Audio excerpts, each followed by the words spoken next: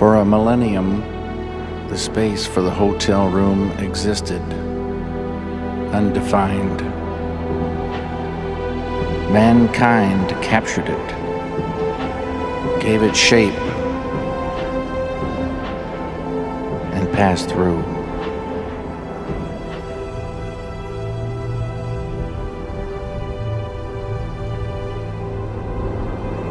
And sometimes, in passing through, they found themselves brushing up against the secret names of truth.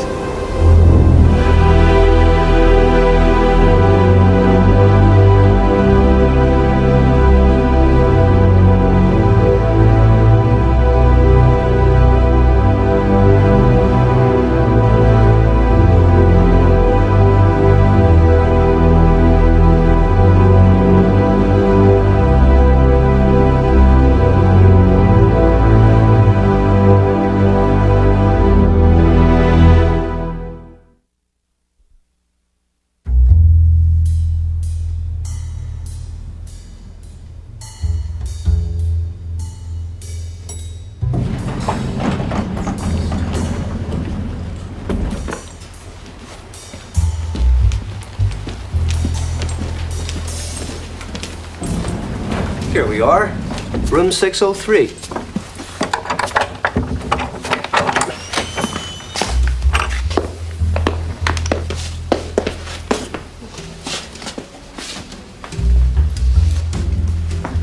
Welcome to the Railroad Hotel, sir. Thank you. This is for you.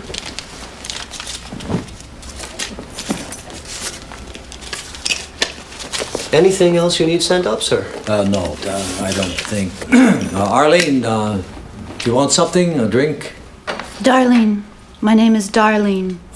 Right, Darlene. You need anything? I got what I need. No, fella. I'll call down when you need anything. Enjoy yourself, sir.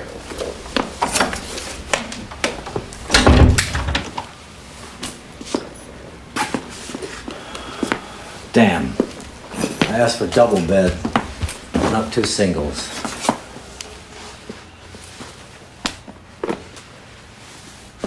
You need to use the bathroom? There's a bathroom.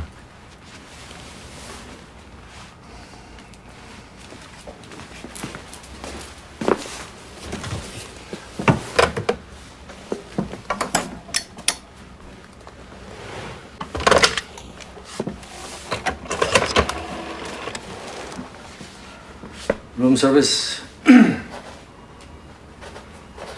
Yeah, Mr. Boca in room, wait a minute, let's see, in 603. How about sending up a bottle of, or a fifth Jim Beam bourbon?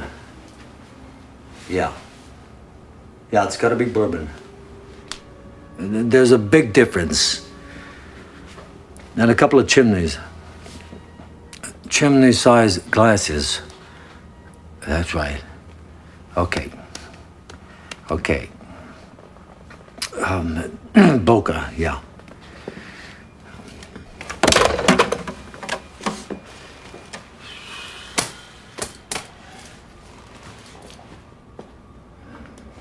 Well, I gotta go. We just got here. To the bathroom. Before the drinks come. You need any help? That's why I'm here.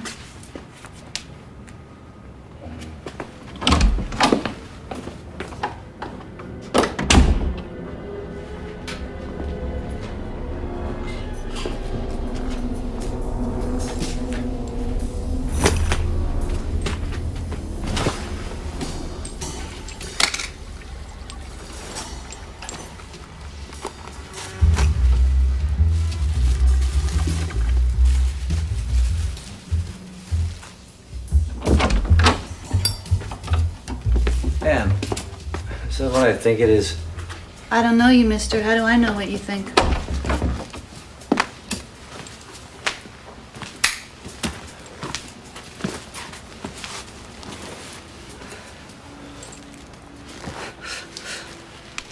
Want a hit? Oh, no. Let me think about it. You think too much, man, is what I think.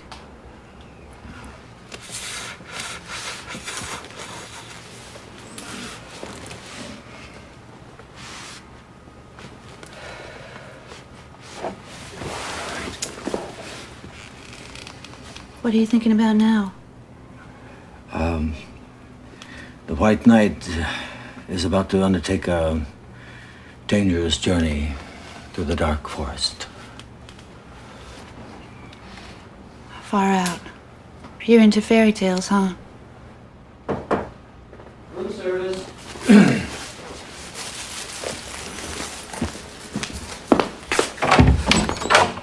Your order, sir.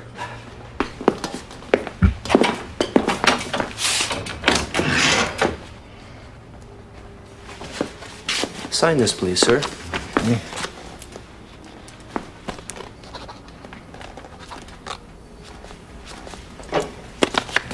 Thank you, sir.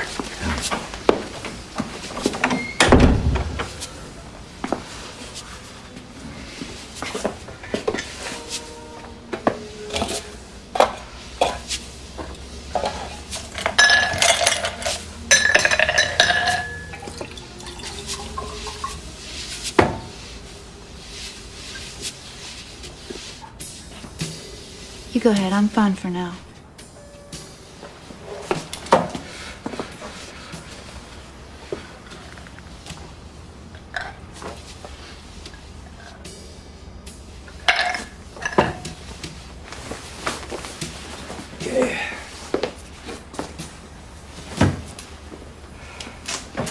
Before the White Knight takes out his sword, he has to pay tribute to the fair maiden.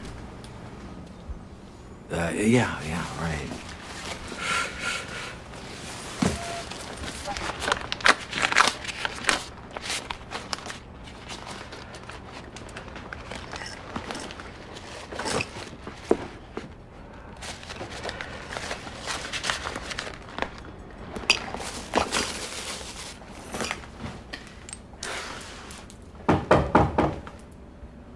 Who is it?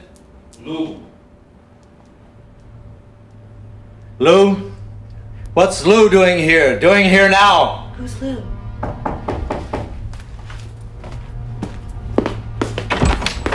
What's this? What are you doing here? Doing here now?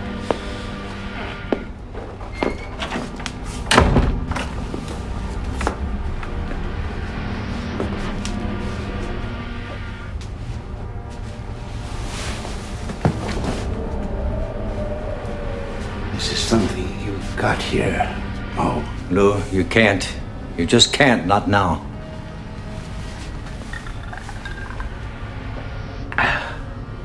did you pay her, Mo?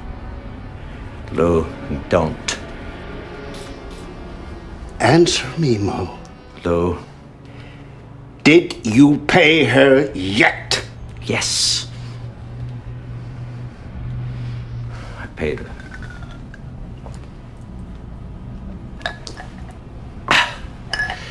Fix me another, will you?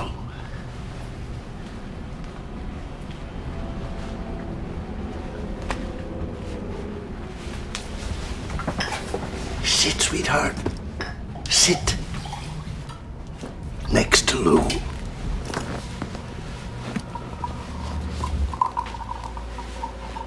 What's your name, baby?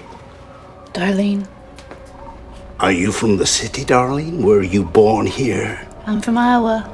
Lynch, Iowa. Yeah, Lou, who cares where she was born? This is not right! Mo, calm down. Your heart, you know? What could happen?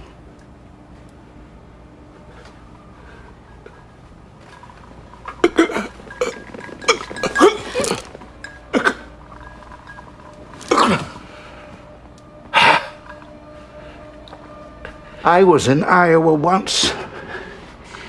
It must be 20 years ago. Driving through with my late wife, Felicia. Our son, Arthur, was born in, let me see, 1950. This was a year or so before Arthur was born. Felicia hated Iowa, I remember. cornfields. Cornfields all through Iowa. In summer, it was hot. And we had no air conditioning in the car. God damn you, Lou. Are you guys friends or what? Oh. You shouldn't be talking about Felicia. Not here, not now. It's not right!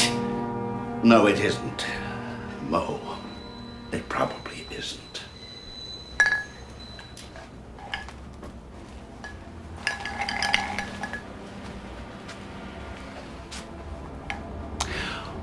What should we be talking about, Mo?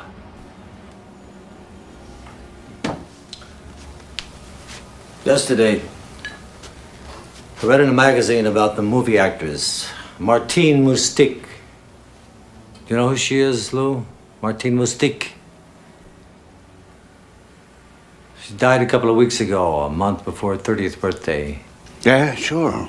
Tall, skinny broad with good tits. Did you know that she and Felicia had the same birthday, Lou? The 15th? Did you know that?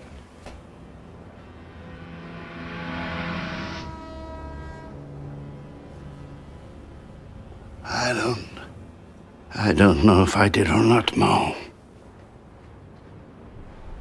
Martine Moustique was not her real name. It was Rima Dot Duguid, and she was born in North Carolina, or Georgia, some state like that. Turned up in Hollywood.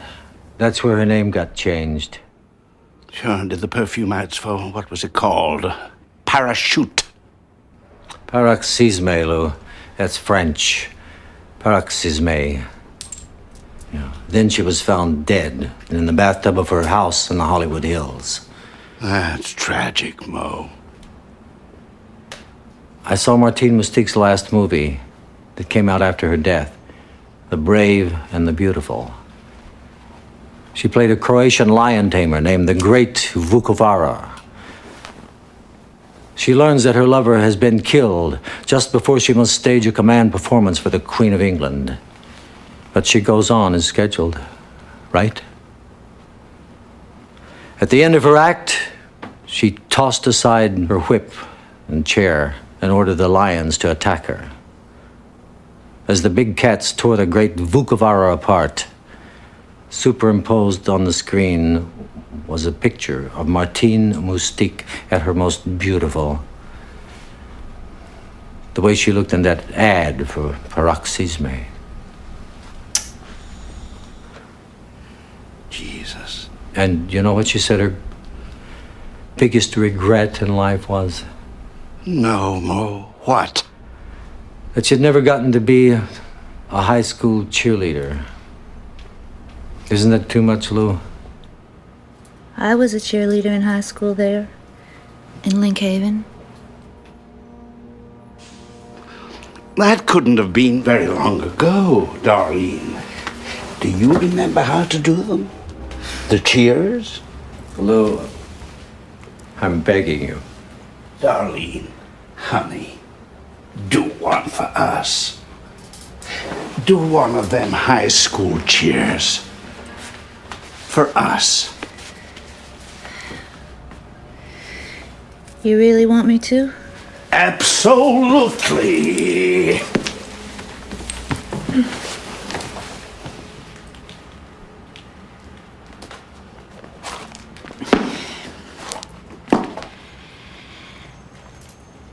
California oranges, Texas cactus. We'll play your team just for practice. Give me an R. Give me an O. Let's go, let's go, let's go. Give me a C, give me a K. Let's kick their butts today. Give me an E, give me a T. Make 'em C, make 'em C, make 'em C. Give me an S, we're the best. ROCKETS, Rockets. Rockets, rockets, yay, rockets. Oh, shit, I'm pretty stoned. That was great, baby. Great.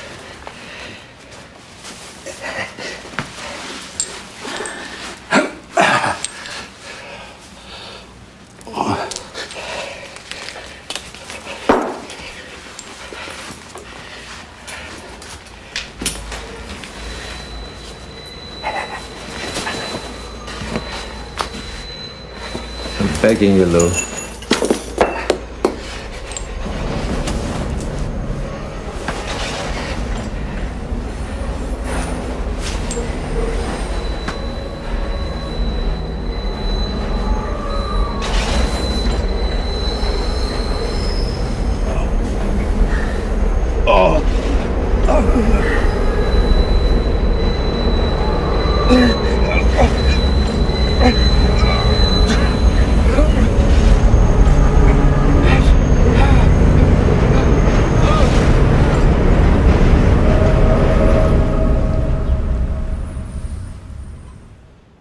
You're all right, baby. You really are.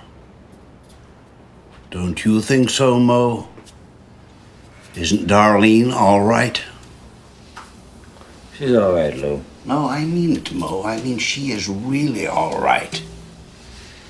It isn't every hooker from New York who can do a cheer like that, let me tell you. I could have been a cheerleader at the university, too.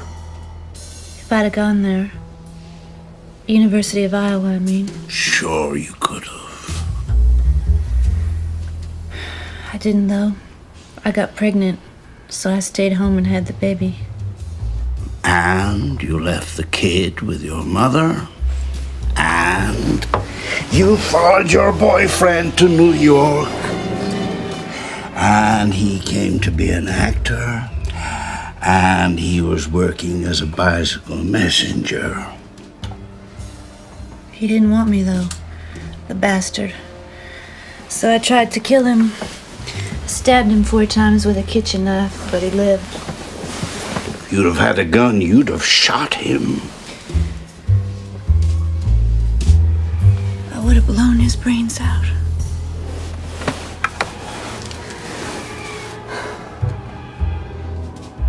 Felicia didn't know which end of a gun the bullet came out of.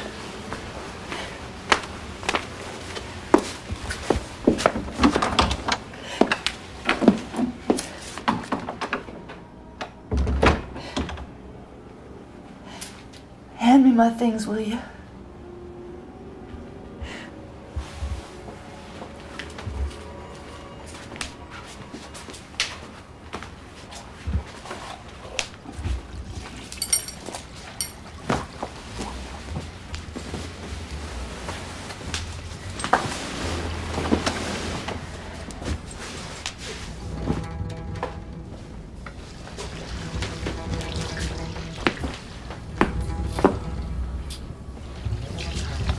Felicia was a cheerleader, too.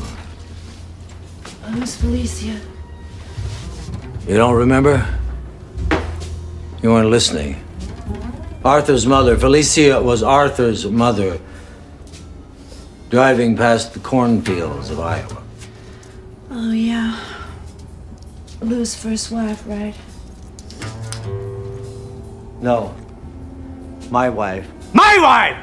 Felicia was my wife! Not Lou's, not his. He was never even married.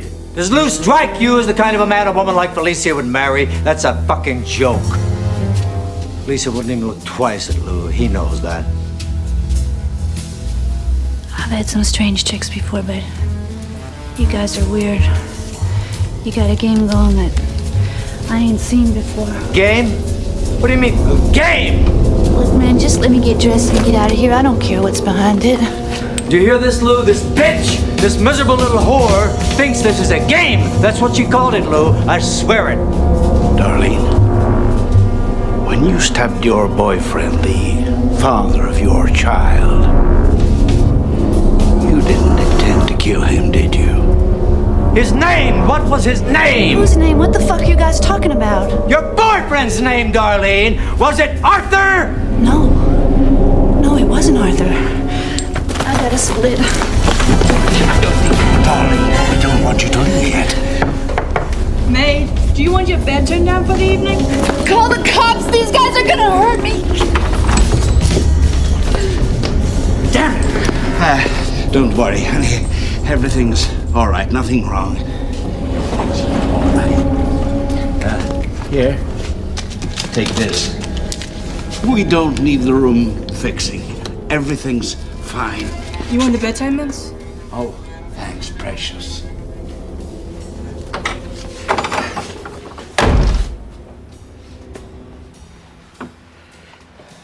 Just close, Mo.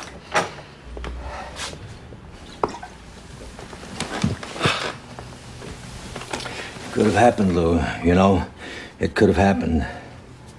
Pass it here, Mo. Pass the bottle.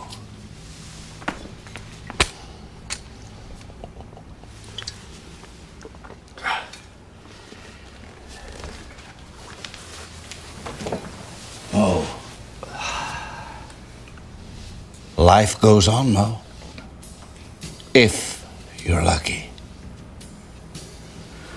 I felt lucky once. Once when I was a kid, 11, 12 years old. I was delivering Chinese food on a bicycle. Quarter an hour, a dime in delivery, plus tips.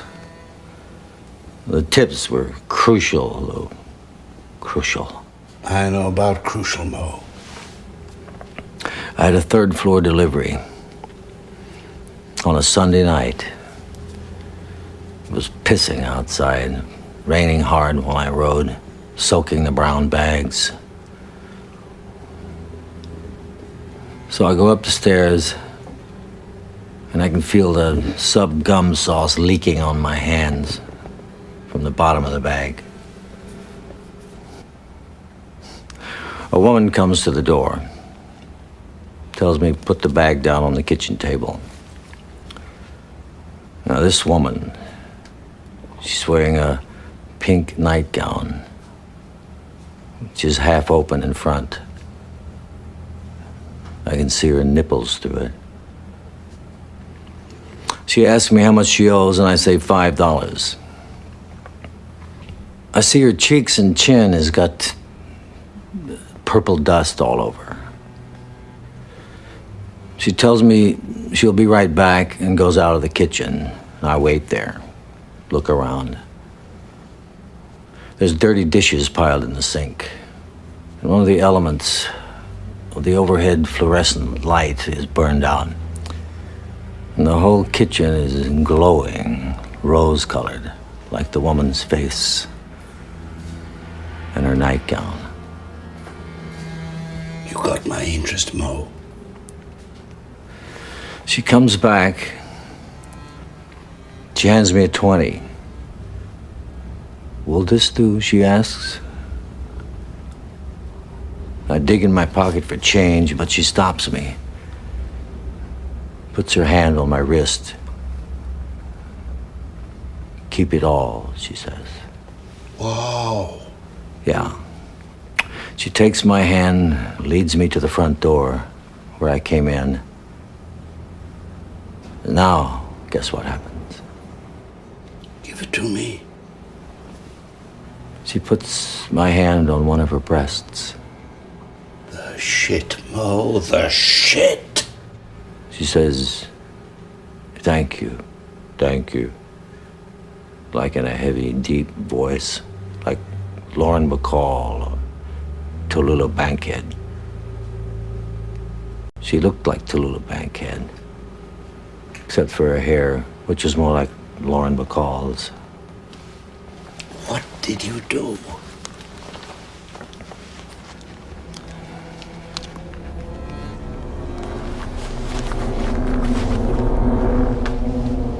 I said, you're welcome. Is that all? Yeah.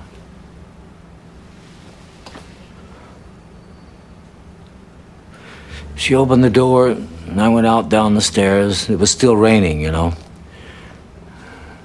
But I stood out there under a Dutch elm tree where I'd left my bike. Stood in the rain for a few seconds, put my hand in my pocket, and felt to see the $20 bill was there. And I remember thinking,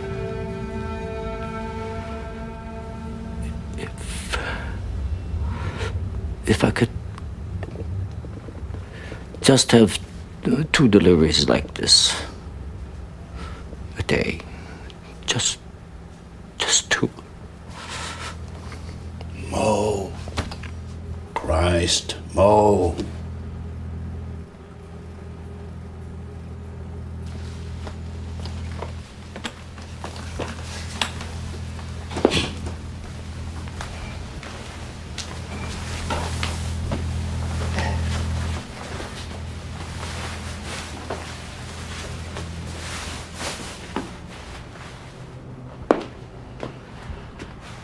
I'm going now, Mo.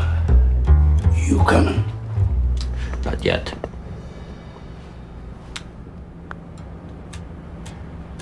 Don't wait too long, Mo. Yeah, okay. Remember, don't wait too long. Yeah, I heard you. So long, Lou. So long, Mo.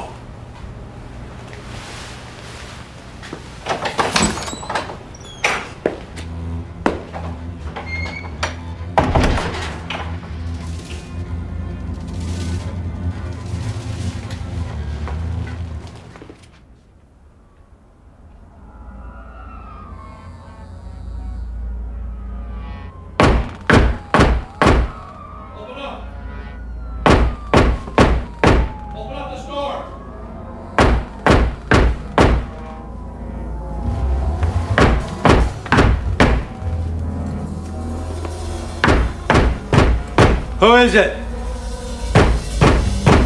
Who is it?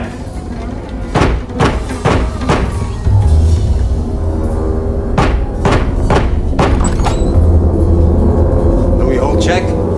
What? Are you Louis Holcheck? No, I'm not. This your coat? Maybe? Yeah. Well, yeah, it must be. This is Louis Holcheck's driver's license. Louis Holcheck's credit cards. Louis Holcheck's social security card. If you're not Louis Holcheck, what are you doing with his wallet? It's him. It's his picture on the license. No, you see, Lou was Under here. arrest for the murder of Felicia Boca. Anything you say may be held against you as evidence in a court of law. Do you understand? Do you understand?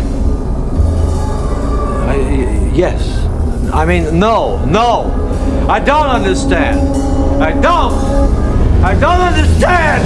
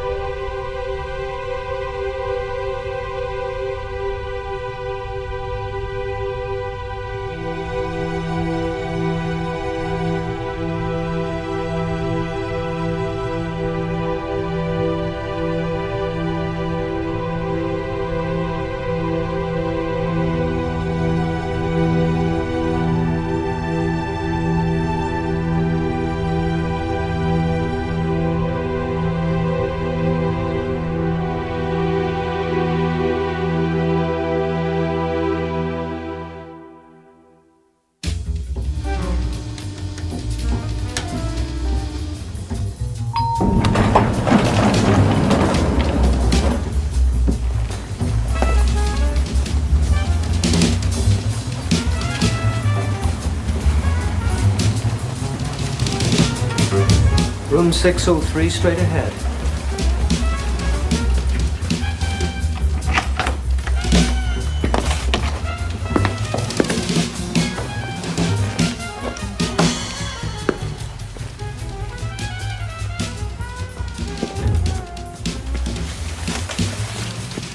You'll have a lovely view of the station from here.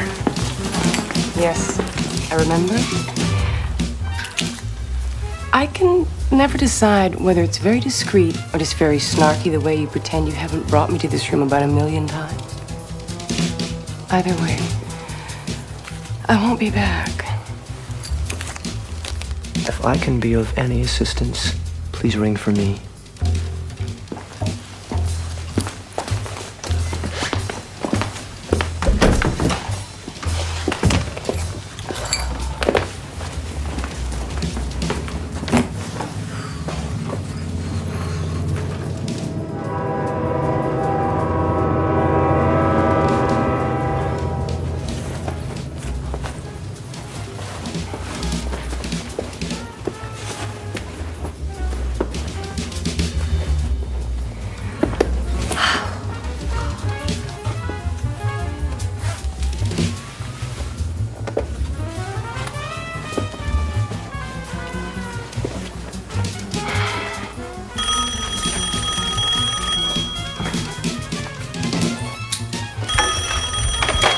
Hello. Tina. Thank God. No, I haven't. Well, he's not due for an hour and a half. You downstairs? Well, absolutely. Come up.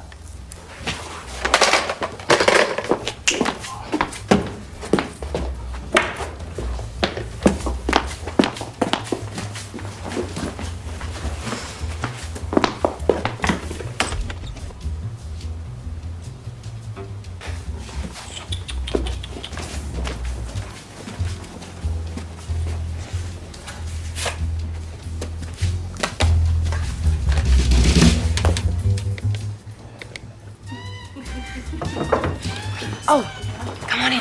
I'm just checking my messages. Hi. Hello. How are you? Oh, yes. Can I have some beluga, please? 8 ounces. And shall we get champagne? Absolutely. Why not? Do you have Tattinger? Great. It's room 603 right away. Thank you. What did you get? Show me, show me. For you, art and decadence. From Nefertiti to Emily Dickinson.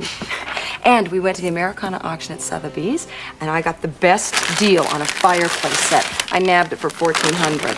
Signed, James Davis, Boston, 1798. Oh, wait a minute, listen to this. The Harpies are servants of the Furies, airborne pirates befouling men with their droppings. They represent the aspect of femaleness that clutches and kills in order to feed itself. That is disgusting. You know, early American brass has absolutely gone through the ceiling. Tina, I'm getting a little nervous about this nesting instinct of yours. I mean, buying things for your apartment. It reeks of spinsterism. You should be investing in clothes while you're single. Buy the housewares after you get the wedding ring. I don't want a goddamn wedding ring. I like being single. I like working. I don't understand this matrimonial obsession of yours. How many happily married couples do you know? Personally, I think you've got the perfect relationship. Perfect? He's terrified of commitment. They all are. He lives 3,000 miles away. My dream. I see him once a week at best. Too often. And I don't know what he's doing in the meantime. Hey, my dream mate is Odysseus. Off to the wars, honey. Be back in 20 years. Distance is an aphrodisiac. Oh, well, I'm sure that it works for him, poking every little starlet in Los Angeles in between visits to New York. Come on, you don't know that. Yes, I do. I have the code to his message machine. Ooh. Robert, this is Kimba. I was so worn out I could hardly make it through my audition, you naughty, naughty boy. So what are you gonna do about this? I don't know. Come in. I'm gonna tell him this is obviously going nowhere, and I don't think he's gonna marry me, and I'm sick of being a goddamn bi-coastal concubine, for Christ's sake. Can you put that over there? You're actually going to say the M word? Well, that's sort of the point, isn't it? I mean, I'm not getting any younger, and I'm not gonna keep my looks forever. Plus, my alimony runs out in 2 years. Go ahead and laugh. You're not gonna keep your looks forever. You better find a husband while you still can. You know, children would be nice. Excuse me? You almost killed me. You did that on purpose, didn't you? You know, I don't have to deal with this. I'm gonna talk to the manager. It's all right. It's all right. Don't be ridiculous. Thank you. Hello? Hello, I'd like to speak to the manager, please. What do you mean he's not? No, you can tell him to come to room 603 immediately. Thank you. Save your energy for Robert, darling. Come on, let's rehearse this thing. Okay? Dry run. Now, I'm Robert. I've just walked in. I take you in my arms. I kiss you, right? Presumably he kisses you, n'est-ce pas? Wait. That's it. That's the problem. It's like sometimes Robert is sticking his tongue down my throat and I want to say, please. I mean, Kissing is so intimate, you know, and it's like, especially if you're not really in love with the guy, you sometimes feel like saying, all right, fine, go ahead, go on, do your thing, but do not drool all over my face and suck my tonsils out in the process. Really, you're wondering how soon can I get this guy out of my apartment so I can catch Arsenio? Oh, sex can be such a bore. Someday you're gonna call us up raving about this incredible new sensation that you've discovered, and we're gonna say, now you know what we've been talking about all this time. Well, it's not like I haven't given it a chance. God, I'll say. Oh, the Virgin speaks. I didn't mean just you. I mean, I was saying, we've all been around. I was just... God. Have some caviar. We don't want to leave any for Robert. You know, caviar still reminds me of Speed Davis. He used to send me those vats of beluga. Oh, you're lucky. He used to send me his poetry, and we're talking serious drivel. I didn't know you knew Speed. How come all the actors I know are suddenly writing bad poetry? Probably the same reason they're all wearing glasses. They think it makes them look smart. But We've got news for you guys. right. So back to Robert. Oh. Do you kiss him? No. I let him kiss me, but I keep my mouth shut. Good. He notices. Then what? Then he tosses his hair with a certain way that he has and pushes his hair back from his eyes. Not because it's actually in his eyes, but because he's really proud of his hair and he likes to call attention to it. And it's like this sort of gesture he must have seen in a movie or something.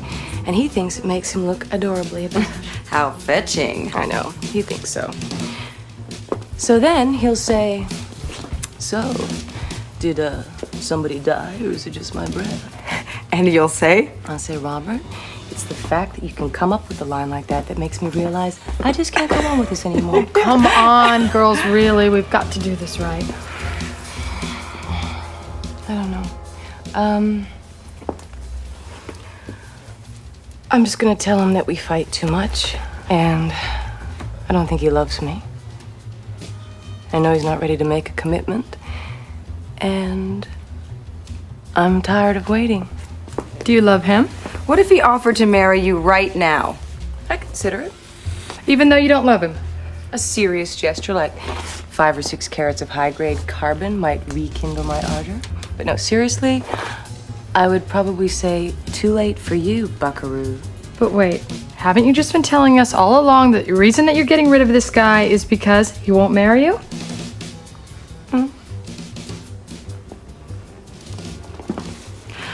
I get it.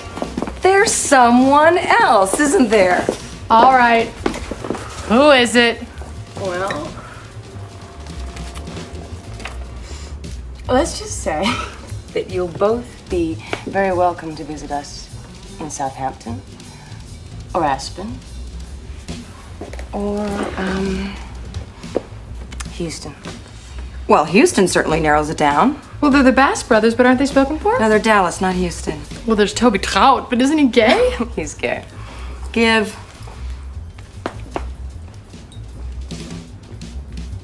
Tom Walsh. I sat next to him at the Whitney benefit, and we just started talking, and the next thing you know, we were on a plane to Lyford Key. He's really very charming, and he wants to have children. And he's arriving in tomorrow from Aspen. What? What? What is it? Give. At the auction this morning, we ran into Carrie Sachs, and she said that everyone in Aspen was buzzing about the fact that... Go on. Supposedly, Tom and Gina Price flew from Aspen to Reno and got married yesterday.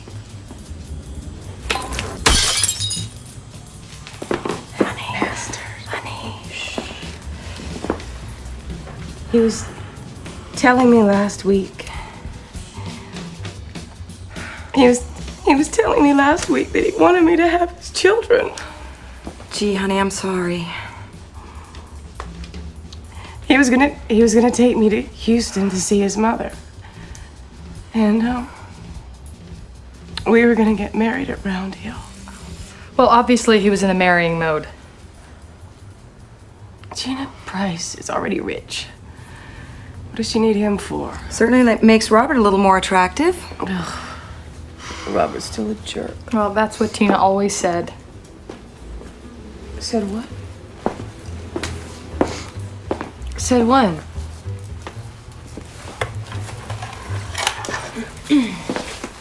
Are we talking about Robert? My Robert. It was years ago, before you knew him. I didn't know you knew Robert. I sat there and introduced you over lunch at Primavera, and you just pretended like you'd never laid eyes on each other. I just didn't think that there was any point. I don't believe this. It was nothing. Virtually only, well, hardly more than a one-night stand. Years before you knew him, I didn't think it was a big deal. Well, obviously to you, it wasn't. Oh, that's probably the goddamn manager. Can you get the door, please? Sure.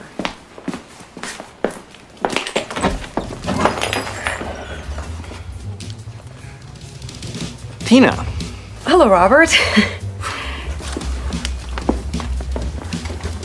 Oh, this is Diane. Hi. Nice to meet you. Hi. Oh, careful. Sasha is just freshening up.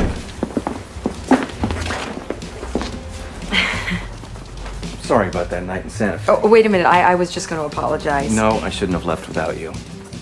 I left without you. Wait a minute. Wait. You mean you dumped me and I didn't even know it? You bailed on me for who? Who's on first, guys? You're really something, Robert. You're both really something. Robert, you're early. Well, the plane was early and the car was waiting and there's no traffic coming in, so... Can I use the... Sure, go right ahead. It's your room.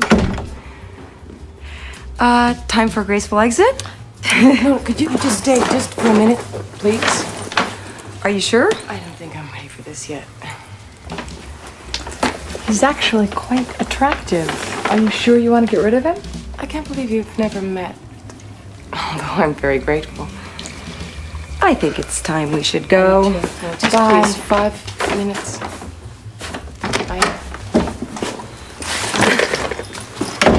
So, lucky me.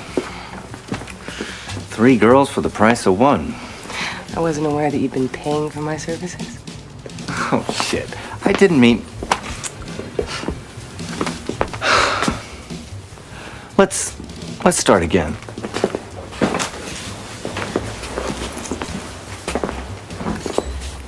Did I tell you about the hair? It's nice hair, though. Tina! Robert! What a surprise. Great to see you. Sasha.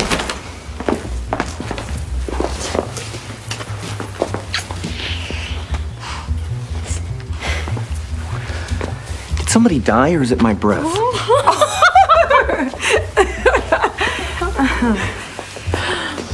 You don't smoke. Since when do you smoke? I smoke sometimes when I'm in the mood. What mood might that be? It's a little chilly in here. Do we leave a window open? You know, I think it's time for Tina and Diane to leave. No, they can stay for 1 glass of champagne. Robert? Yeah, could you sign up another bottle of champagne? Robert? Make it a Magnum. Yeah, thank you. Right away, please. We need to talk, Robert. We'll talk over a glass of champagne. And vino veritas. You lost weight.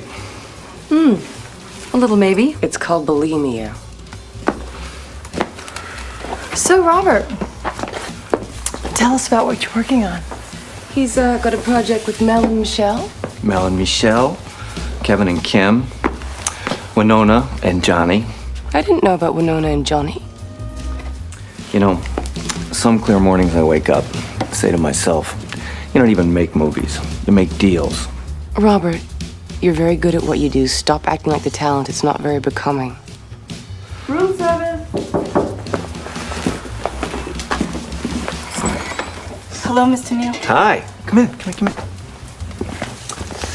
Just put it right here. This woman practically took my eye out a few minutes ago. Just leave it all over there. She deliberately tried to blind me. I'll take care of it. I'll take care of it. She can be such a... The service here is appalling. Why don't we just have a glass of champagne and calm down? Actually, I've got to go. No, are you sure? Yeah, I'm already late. But, call me. It's a new number, 555-2121. It's listed.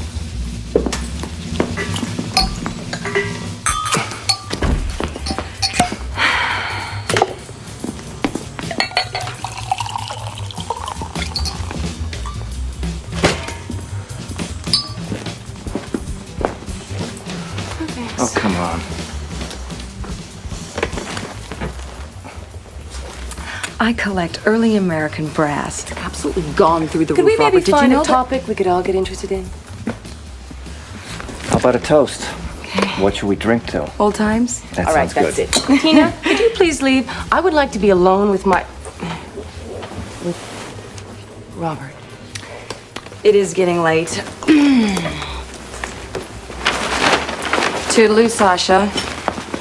Toodaloo, Tina. So, still at the Barbizon? Yes?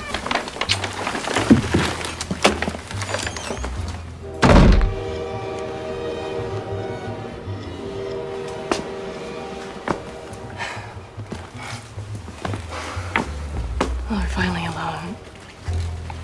Sasha, there's something I want to say. I do care about you, but we seem to fight all the time. And I don't think I'm ready to make a commitment.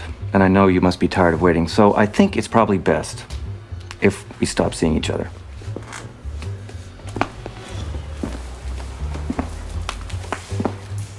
I don't believe this. You are such a bastard. What is it? Is it Kimba? Kimba the Bimba? Hello, Robert, this is Kimba. I was so worn out I could barely make it through my audition, you naughty boy. I'm leaving. What about the trip to St. Bart's? Oh, keep the tickets. Take anyone you want. After all this time, I think I deserve an explanation. This is pointless. What is it? Is it my tits? Are my tits too small? What is it? Well, I'll tell you one thing. They're real. 100% me, 100% organic, which is a hell of a lot more than you can say for most of your 19-year-old starlets. They're very nice. What is it? Is it sex? What is it? Tell me you don't like the way I fuck. If you That's want not me it. to do something differently, I'll do it. That's not it. I'll do it. What is it? I'll change it. What is it? Am I too old? That's not it. That's it, isn't it? That's it. You just want to be Peter Pan, sticking your little wand into the pubescent fountain of eternal youth. Okay. You want to know why? You really want to know why? 'Cause I'll tell you. Tell me. You're not a nice person. You're a bitch. You got it? You want me to spell it out for you? You're not nice. You're a bitch. B as in bad. I as in egomaniac. T as in terrorist. And C as in...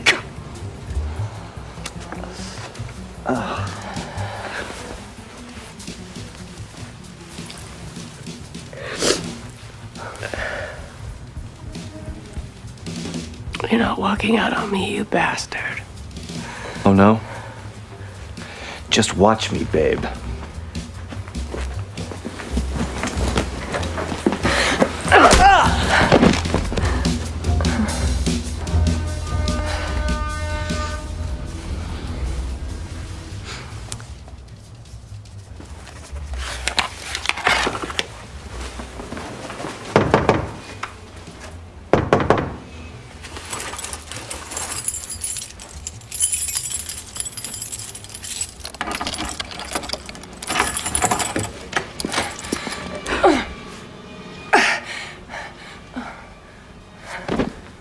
Oh my God.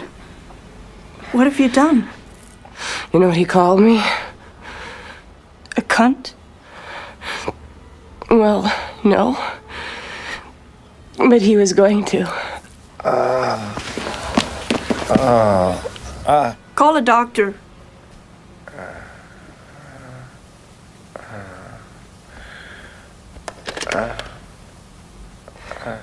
Could somebody send a doctor to room 603, please?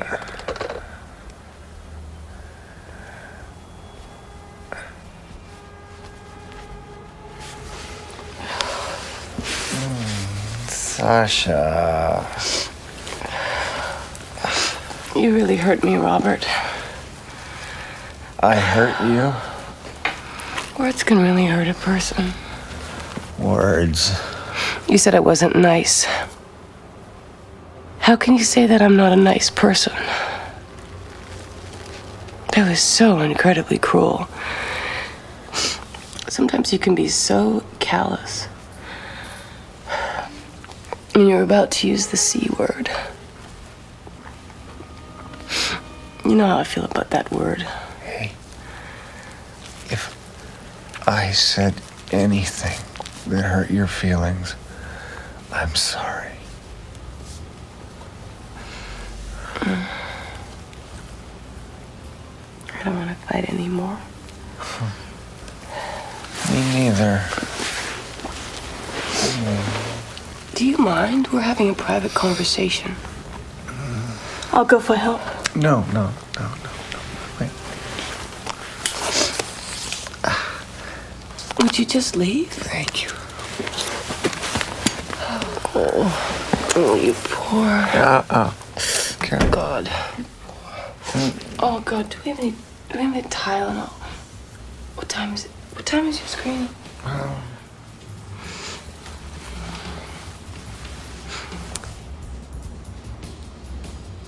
I gotta call Peggy.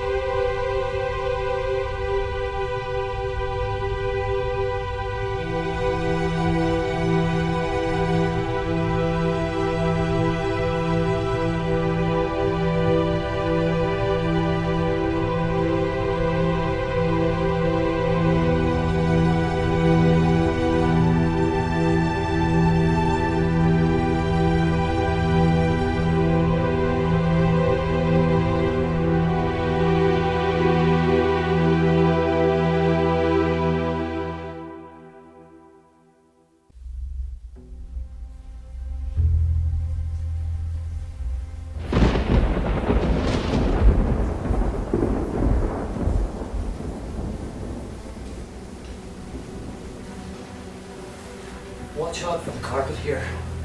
The edge of it. Don't get your toe caught under the edge. The toe of your boot, I mean. I won't. I've been walking in boots since I was born, practically. You're from where? Nebraska? No. Oklahoma. Big Eagle, Oklahoma, outside Tulsa. You get blackouts in Big Angle? Electrical blackouts like this? Big Eagle? No. Not really. Not too many lights to begin with, not in Big Eagle. Tulsa's a big town, though. You ever been there? No, sir. Farthest west I've been is Jersey City. That's in New Jersey, just across the Hudson River. Do you mind opening the door for me with this lantern and bag of food stuff to get the key? There you are, sir. Sweetheart. You in here somewhere? Got us some Chinese food. Good Chinese food. The best. Lao Fan's the best around here. New York has got the best Chinese food in the world. Even better than in China. At least that's what our Chinese guests tell me. I was never actually in China myself, but I guess the Chinese should know. I'm sure they'll have the lights fixed soon. The candles should last until they do. There are more candles in the desk there beside the window if you need them. Well, the phones are working. At least they were a few minutes ago. If you need anything else, please just call down, ask for Sean. I'd recommend, though, that you stay in the room until the power comes on again. New York is not Oklahoma, you know. There are plenty of people who take advantage of a situation like this one. You know what I'm talking about. Thanks. We'll be all right. Do you mind if I keep this lantern? Bird, I mean? Oh, sure, no problem. Listen, they'll have this fixed before you finish your dinner. Well, come back and get the lantern. You need it, or anyone else does. We got plenty. Don't worry. Enjoy your dinner, folks.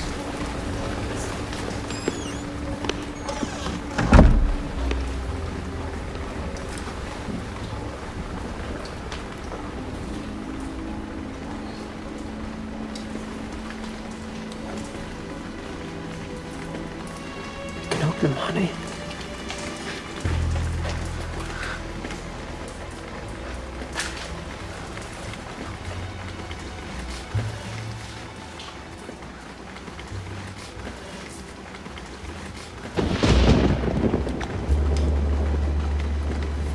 Come on. Open up your eyes.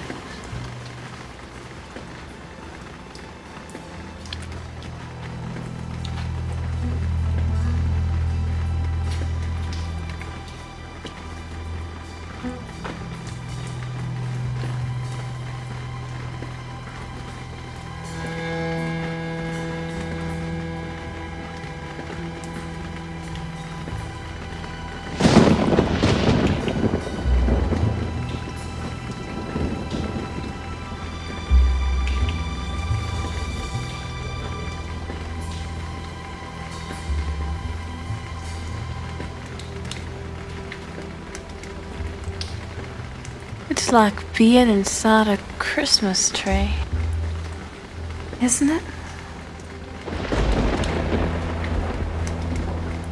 Like sitting on one of the branches, surrounded by ornaments. Yeah. I see what you mean. This is something, though, isn't it? Come all the way to New York, the City Alliance, and there ain't none. Oh, but maybe that's Paris' City Alliance. Well, Broadway anyway. The Great White Way. Only now it's black. Or is that London has the Great White Way? Well, let me tell you, sweetheart, when I was out getting the Chinese, people were running home. They were bumping into one another. And it was a lucky thing that I got into the Chinese restaurant when I did, too, because as soon as the lights quit, those guys ran to the front door and they locked it. Them Chinese fellows weren't taking no chances. They were real polite to me, though. They apologized for taking a little longer than they said was ordinary for my order. Didn't charge me no tax. At least I said they would. The man went to the front door, unlocked it, and let me out. He said, "Be careful. Hurry. Be careful."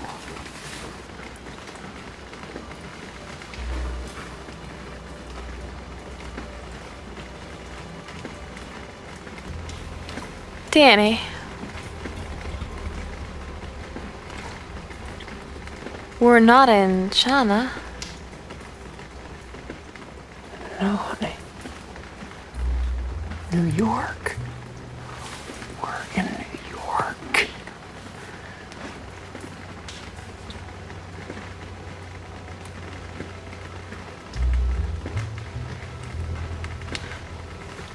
Why did you speak Chinese to that man? What man?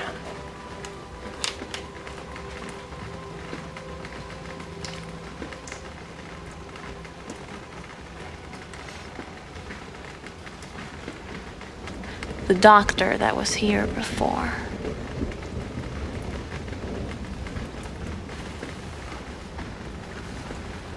That was the bellboy. We're seeing the doctor tomorrow. Remember? And you know I can't speak Chinese. Barely get by an American.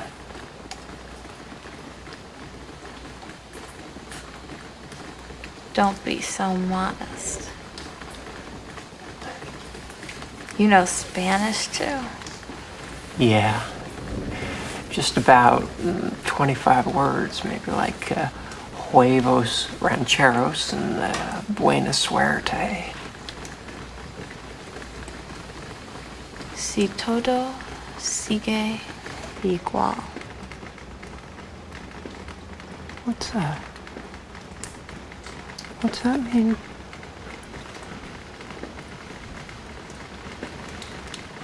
All things being equal.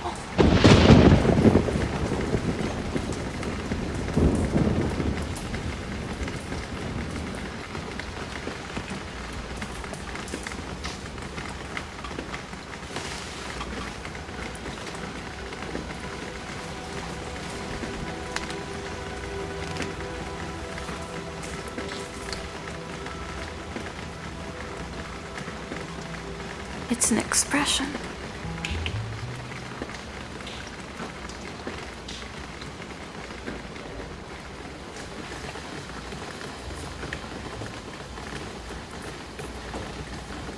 You know what an expression is, Danny. Don't try to fool me. Last thing I'd try to do is fool you, sweetheart. You know that I care more for you than anything in the world. There's fooling around, and then there's trying to fool. Fooling around's what we always done best, don't you think? You still like to fool around with your old Danny, don't you? Even after all these years.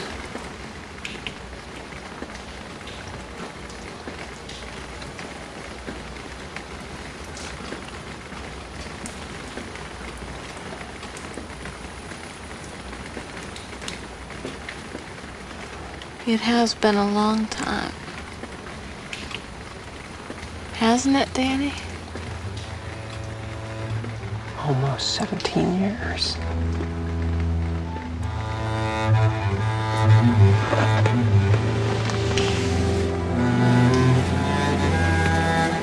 Lord, it's warm.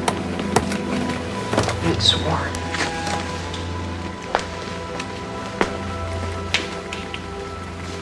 I don't mind the dark. But I could sure use some air cooling.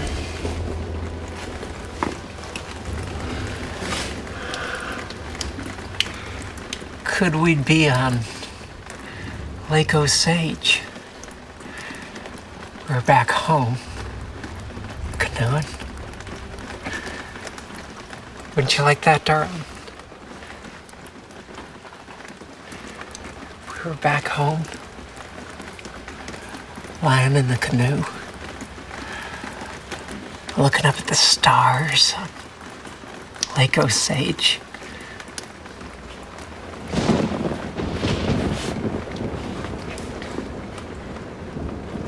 Is it a Chinese doctor? The one I'm seeing tomorrow. He's Chinese.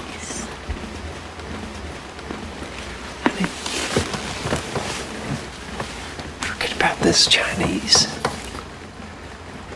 Only thing is Chinese is this food that's waiting for us to eat here in this bag. The doctor's name is Smith. Herschel Smith. He's a specialist, honey. He'll know what to do. The clinic in Tulsa said Dr. Smith is the best that there is. He's expecting us tomorrow. You were away. When, honey? When was I away? I'm not sure. You were, though. Away in the sea of red. Oh. Red Sea, you mean, when I was in the Navy?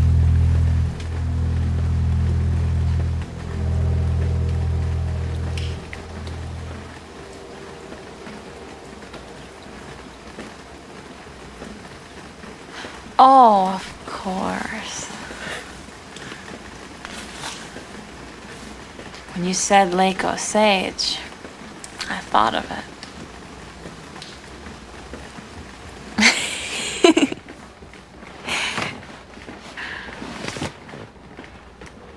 I took a walk, and everything was just like this. There were lights on in the dark, just small ones, little shimmering lights. Oh. Lights on in the houses around the lake, you mean?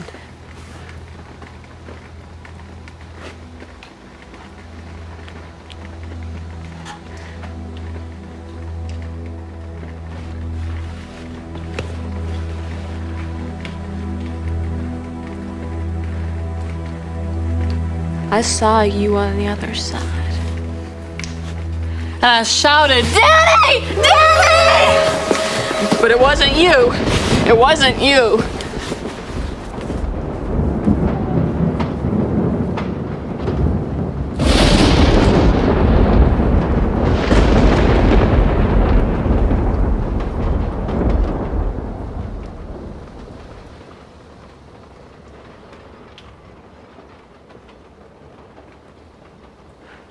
A fish jumped.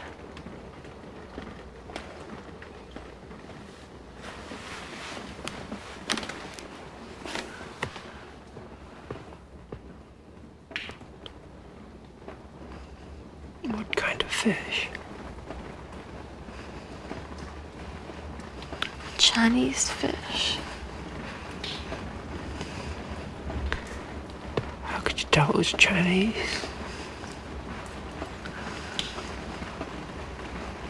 Because it told my fortune. Are you sure this was at Lake Osage? It jumped straight up out of the black water and spoke to me. You never told me this before, honey.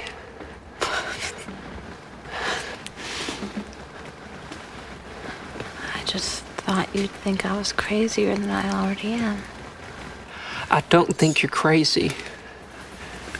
I don't know what to call it, but it's not crazy. Maybe Dr. Smith has a name for it. A fish, by any other name, is still a fish. Even if it's Chinese? Definitely, if it's Chinese. Well, so what did this fish tell you?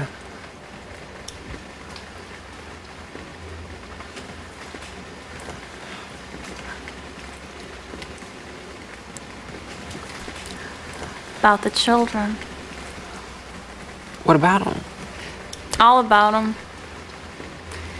Their names, their hair color, the shapes of their noses.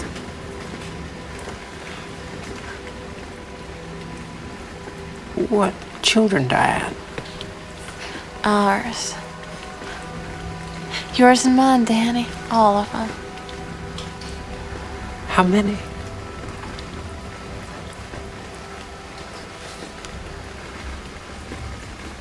Six.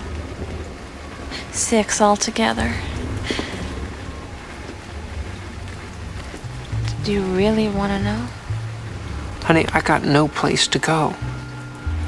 Not without you, anyway. Danny, you were always the sweetest child.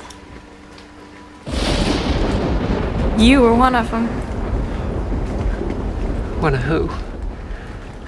The 6 children.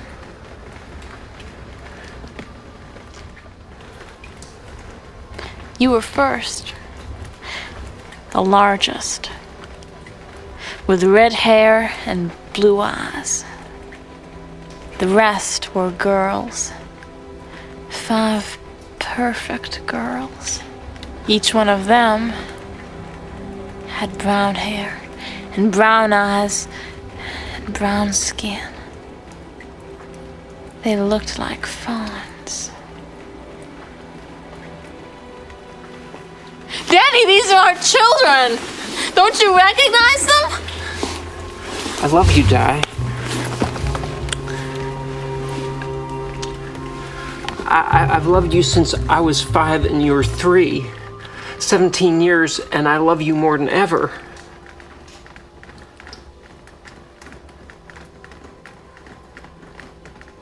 I know, Danny.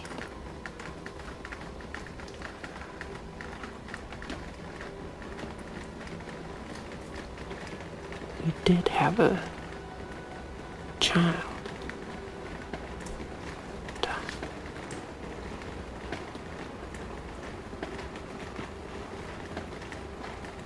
Daddy Jr. Damn, Bob. That's right. Dan Buck. Called him Dan Buck. You remember what happened to Dan Buck?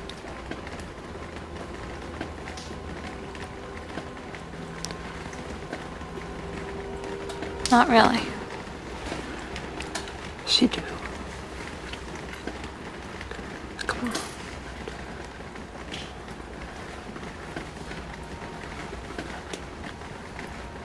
He was 2. 2 years old. How old is he now? 2. Can't get any older.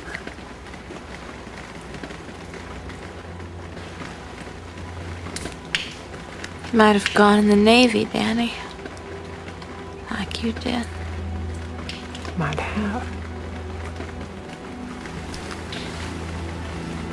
I wouldn't have wanted him to go sailing in the Sea of Red. Sailors don't come back from there sometimes. I came back. I'm here. Dan Buck's not. Dan Buck's gone, baby. He drowned in the Sea of Red. He drowned in Lake Osage.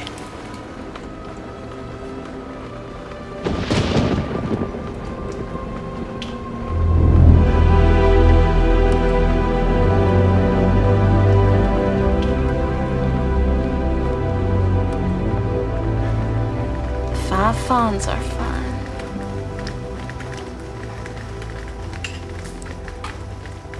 That's a pretty sentence, Di. The 5 fawns are fine. That Chinese fish was sure right about them. I'm sure he ain't half wrong most of the time.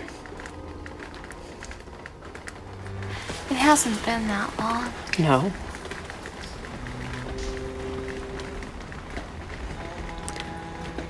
I know this isn't China, Danny.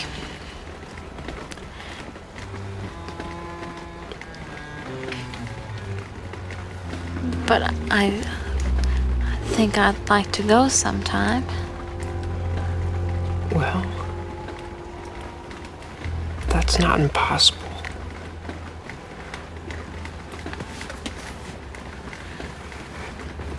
You ready to eat yet?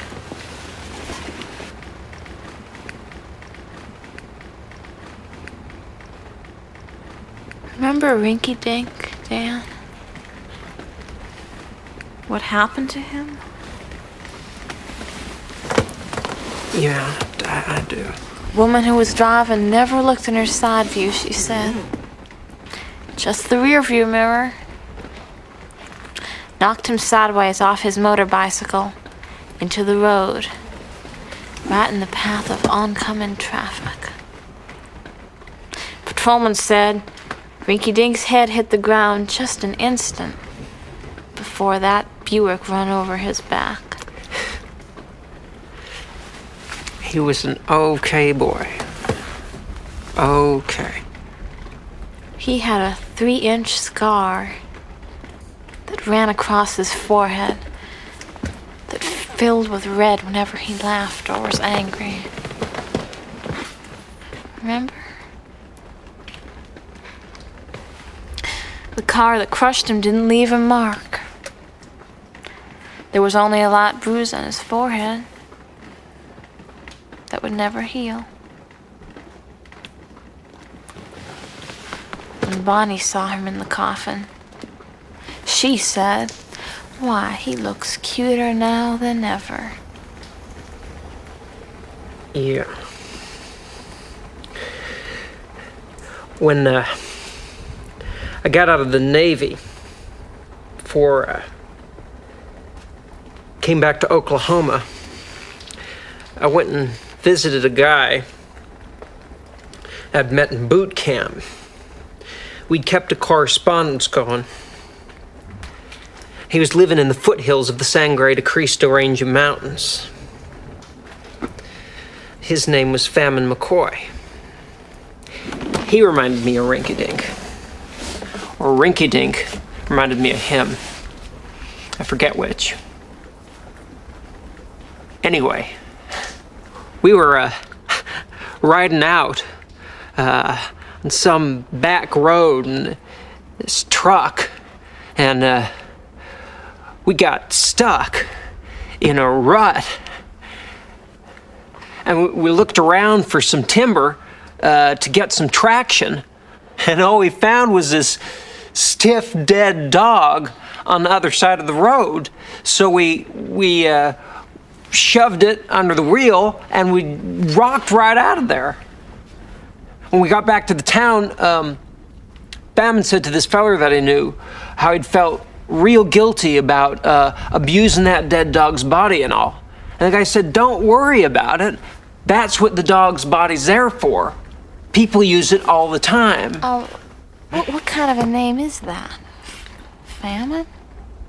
I asked him about that. His real name was Dave, I think. He got real famous for showing up at people's doorsteps in his neighborhood before he went off to the Navy. He'd go out every evening with his nose up, sniffing, just like a dog casing garbage cans. He'd prowl around the neighborhood, and he'd smell for who was cooking what. And then, because he knew everybody in the neighborhood, he could figure out just what it was that he was going to eat that evening. He'd knock on people's doors, and he'd act like he was just visiting, and then he'd just "don't mind if I do" his way into a free meal. So it was his neighbors that nicknamed him Famine. But we kept a correspondence going for a couple of years after that. For a while. And he wrote me that he lost an eye in some work-related accident. And he moved down to Florida, got himself a wife, a kid, and then she wrote me that he had died. And it seems that he was out in the palmettos, and he felt this sharp jab, and he looked around to see what had happened, but he couldn't find anything, so he forgot about it. He went home, and that night he started feeling real strange. And he acted sick. So his wife took him to the hospital. They couldn't find anything wrong with him. They left him to go home, and 2 hours later he was dead. It seems a snake bit him, and if they had just known about that jab, if he'd told them what it was, they could have saved him, but he didn't tell them. It didn't occur to Fam until just a little while before he faded away that it wasn't just a palmetto leaf that had stuck him.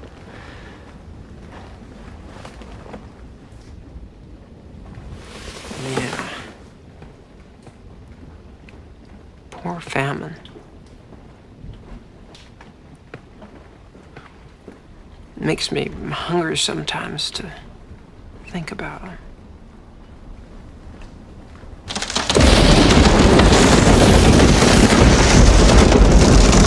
My mother closed the bedroom door. What door? My door! That's what it sounded like when she closed it. I'd never allow her to put Dan Bug to bed. I didn't want him to get frightened that way. Dan Bug could sleep through anything. He used to like to watch the lightning with me. The double bolt, the ground lightning like we get in Oklahoma.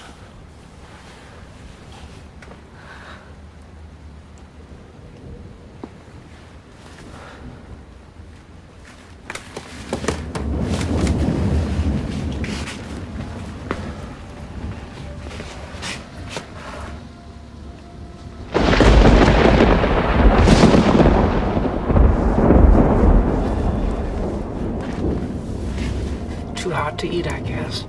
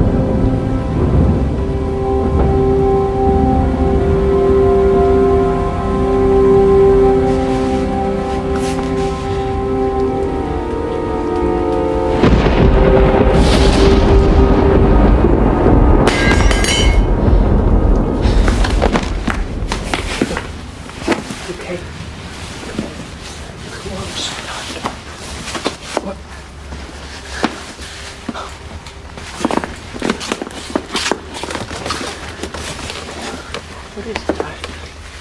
Come on. Talk to me. Talk to me about it.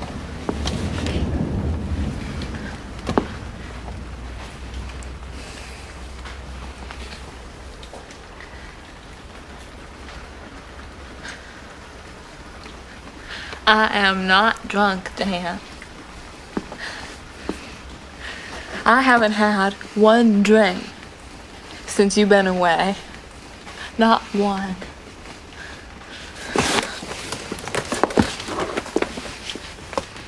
It was Bonnie who made me. Wanted me to go out. But I just watched him. I had cranberry juice and soda water, that's all. We were at the Cherokee, and there was a good band there. Played a lot of old stuff. Made me cry because you were away. I was sitting on the toilet after I peed, crying because I missed you. And Bonnie was in there with Rinky Dink drinking. Now, they offered me some, but you know me and drinks is not on friendly terms, so I declined. All it took was that woman's small miscalculation, and Rink was dust. I wasn't anywhere, Di. I wasn't away. Oh, yes, you were. You were, too. You were off sailing in the sea of red. Do you know how it hurts your eyes to stare at the horizon? If you stare at the horizon long enough, all you can see is fire. The entire line of the horizon is burning. Fires as far as the eyes can see. Stop pretending, Di. I am here. I wasn't anywhere. I am here.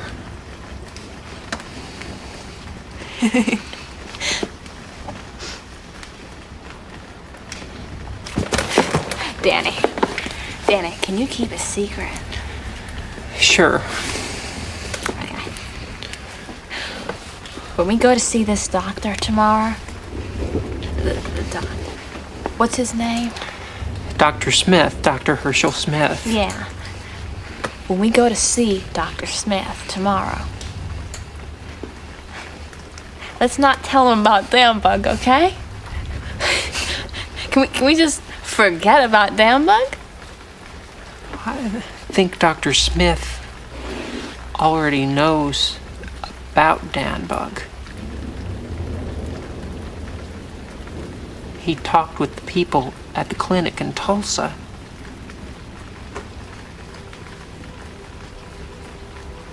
They sent him your medical records. That's how come he agreed to see you. I already told you that, honey. I told you that before we left home.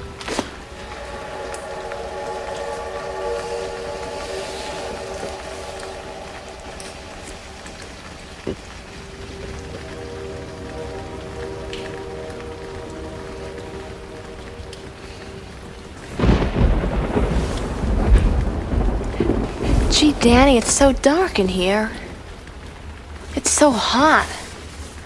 And it's raining. And there isn't any moon.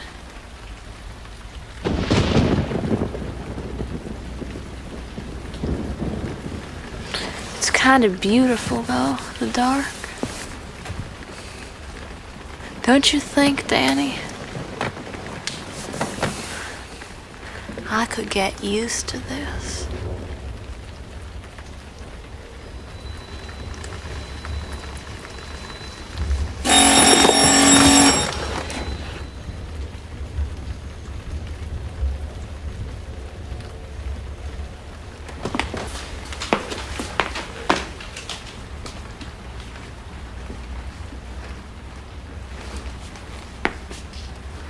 Now that's spooky.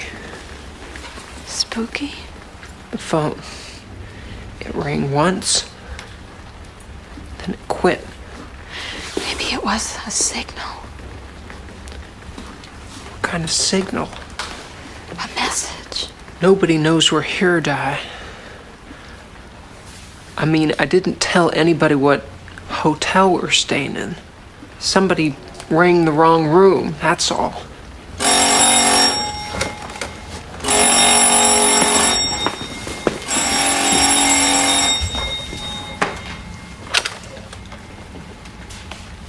Hello?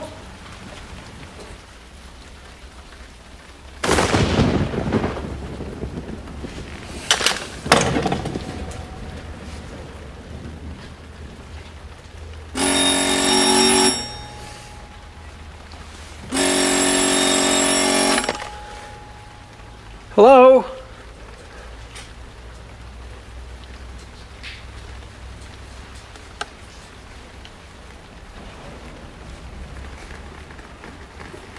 Who is it?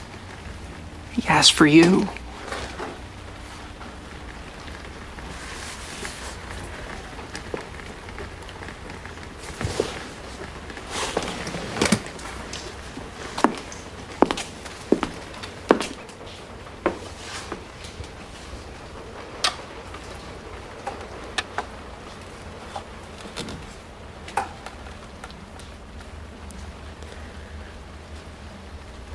Hello?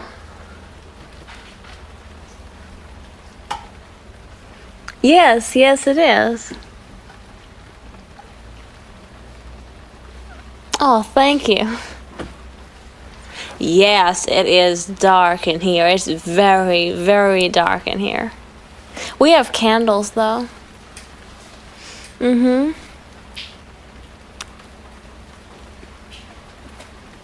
No, I never have. I'm sure it's not.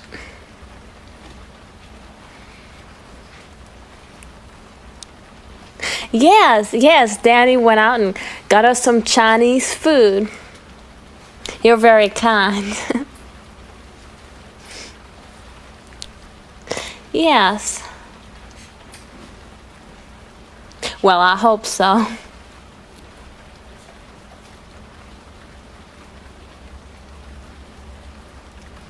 Yes, thank you, we will.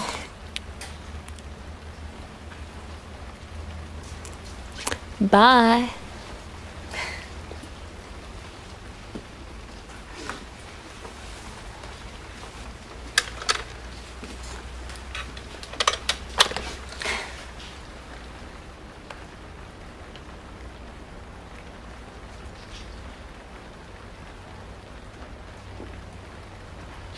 Who was it? Dr. Smith. He was very sweet. The clinic must have told him where we were staying.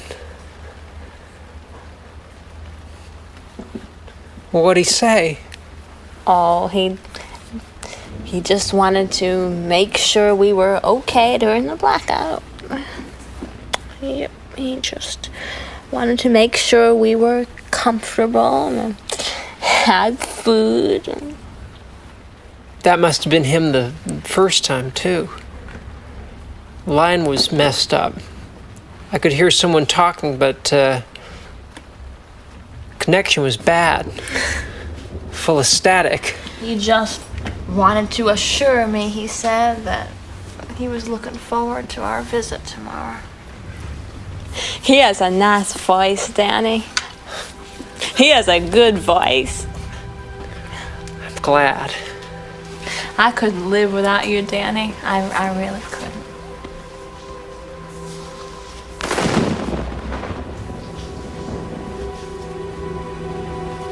Jesus died. You're burning up.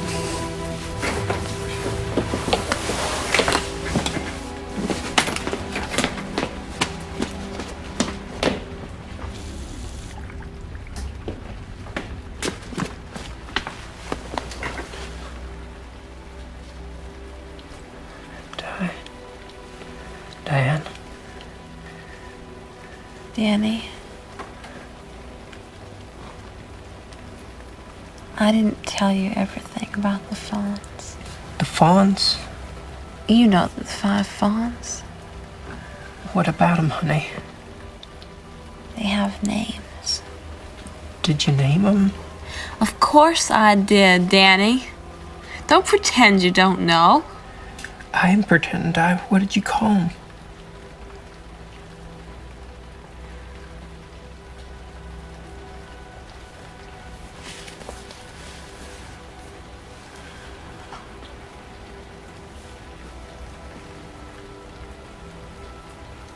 Thumb, index, middle, third, and pinky. Pinky's my favorite.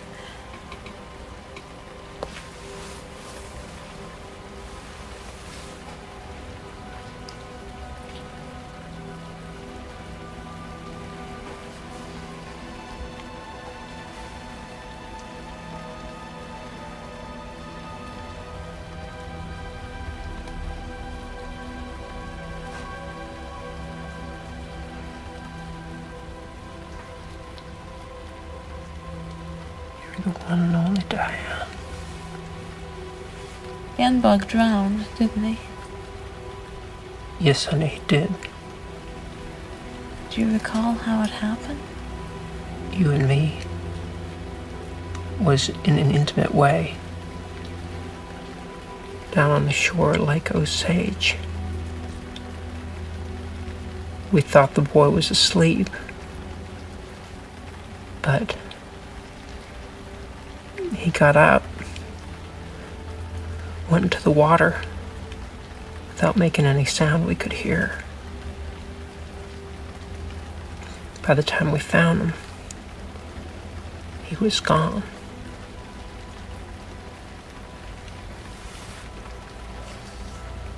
It was a long time ago. 2 years. Not so long.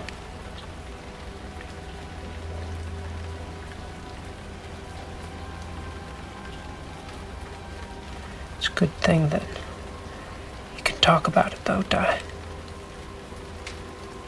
If you couldn't, I'd probably lose you altogether. Me and the 5 balls. Yeah. Them also. That night I was in the Cherokee. The night Rinky Dink was killed. Bonnie said something. What'd she say? Oh, she was drunk, I guess. But I heard her say to Peggy Worth how it was. Some people just don't deserve to have kids. And you figured she was meaning you. Mm-hmm.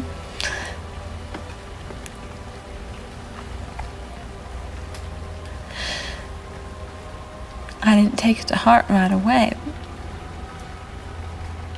But then after it turned out I couldn't get pregnant again, I started in on it meaning something. There was no way I could get it out of my head.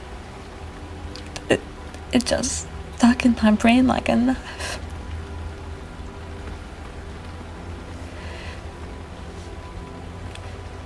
It got so bad, I asked them at the Tulsa clinic.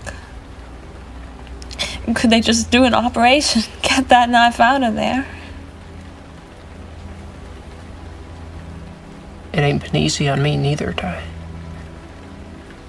You drifting in and out. Though, I suppose, give me a purpose in life since the accident. Keeping you from getting away from yourself altogether. I have to admit, I've been feeling a little desperate as of late. It's a damn hard thing to take feeling useless. You don't have a useless bone in your body, Danny.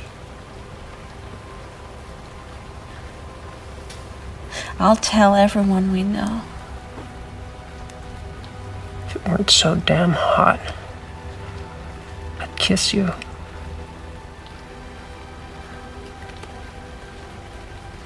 Kiss me anyway.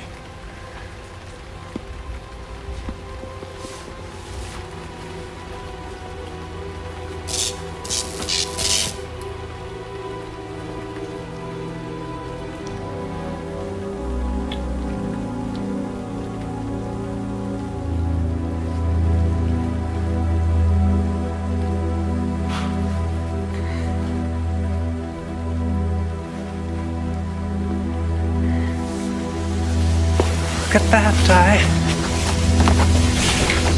Whole city's lit up. Danny!